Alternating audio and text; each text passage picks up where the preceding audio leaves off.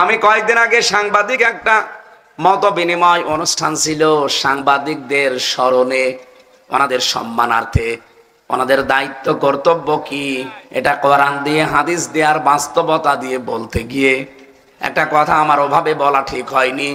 বলেছিলাম যে সংবাদ এটা নবী থেকে আসা, কারণ নবী মানে সংবাদ বাহক। যারা সত্যের সংবাদ বহন করে নিয়ে বেড়ায় তাদেরকে আল্লাহ রাব্বুল আলামিন এই পৃথিবীতে নবী করে পাঠিয়েছিলেন।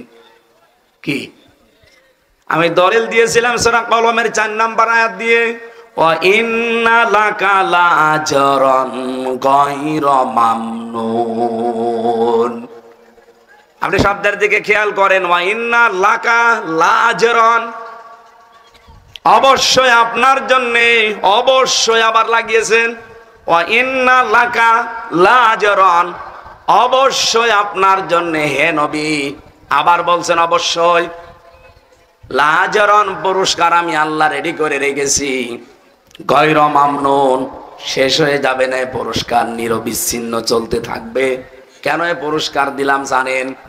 কারণ আপনি এই যে সংবাদ আমি যেটা আপনাকে দেই, এই সত্য সংবাদগুলো আমার বান্দা বান্দীদের কাছে পৌঁছাতে গেলে যে কষ্ট পান, সত্য কথা তুলে ধরতে গেলে যে কষ্ট আসে, আঘাত আসে, যে জুলুম নির্যাতনের স্টিম রোলার আপনার দিকে আসতে থাকে, এগুলো মোকাবেলা করেও আপনি যে সত্য সংবাদ পৌঁছিয়ে দেন, এই কারণে আপনাকে আমি নিরবিচ্ছিন্ন পুরস্কার দেব। সুবহানাল্লাহ বলতে পারেন না?